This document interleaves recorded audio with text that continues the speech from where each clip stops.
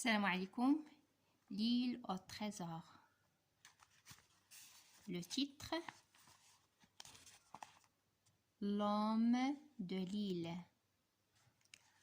À ce moment, du côté de la colline, de petites pierres roulent et tombent à travers les arbres jusqu'à moi. Je regarde en arrière et je vois quelque chose de noir avancer rapidement d'arbre en arbre. La peur me prend. D'un côté, les pirates, de l'autre côté, de l'autre, cette bête noire est couverte de poils. Je préfère le danger que je connais. Silver me paraît tout d'un coup moins terrible et je cours aussi vite que je peux vers la mer. Je suis fatiguée et la bête va plus vite que moi. Je remarque enfin qu'elle court sur deux pattes. C'est un canon. Je me rappelle alors que je suis armée. Je pose la main sur mon pistolet.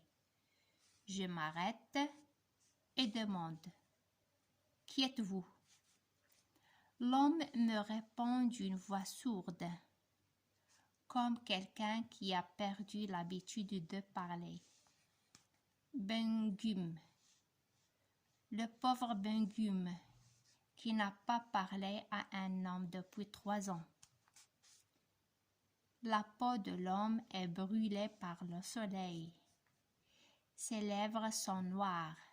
Il n'a que des chiffons sur le corps attachés les uns aux autres par des morceaux.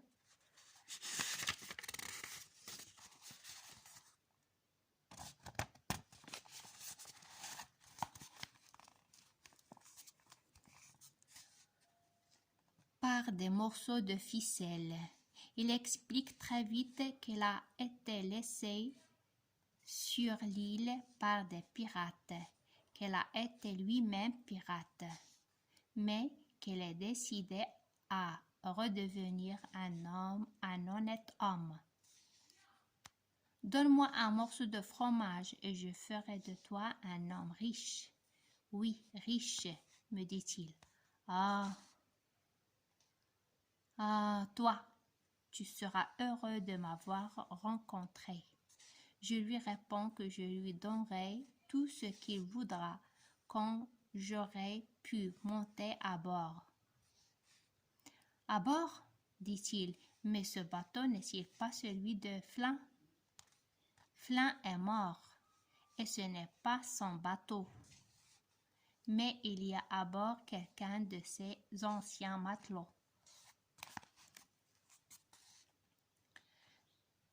N'a-t-il pas un homme avec une seule jambe? Silver? Oui, Silver, c'est son nom. Si c'est lui qui t'envoie, je suis perdue. Je lui explique toute l'histoire. Il m'écoute avec un grand intérêt. Puis il dit, pourquoi de sa voix haute et sourde à la fois?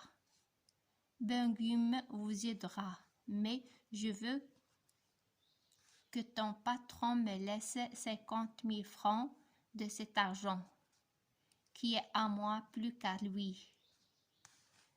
Je le ferai, il le fera, j'en suis sûre. Tous les hommes qui sont à bord devaient avoir leur part. Bien, dit-il. Et alors, il me raconte sa vie. Comme Flint a enterré le trésor, tué les 6 hommes qui avaient travaillé pour lui et comment il était reparti sur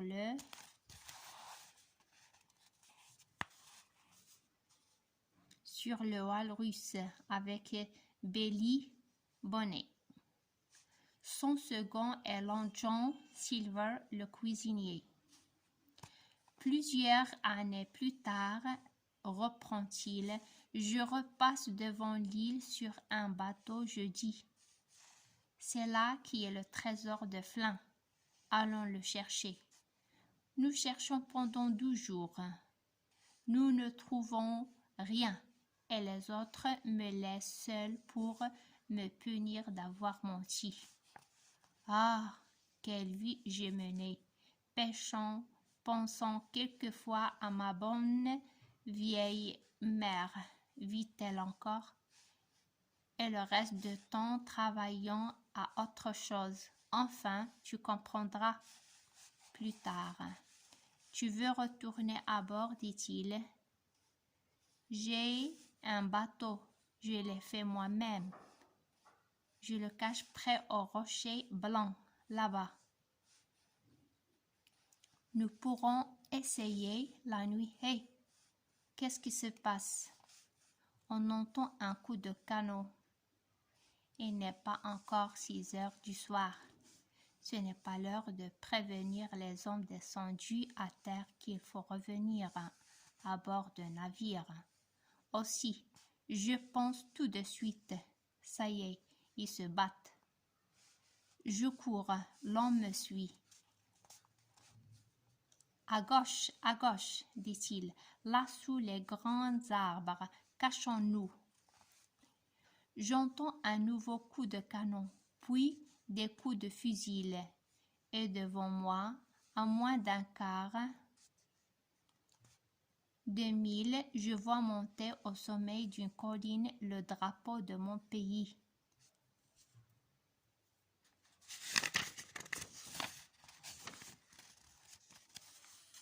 Et c'est fini. À la prochaine, Inch'Allah. Salam alaikum wa rahmatullahi wa barakatuh.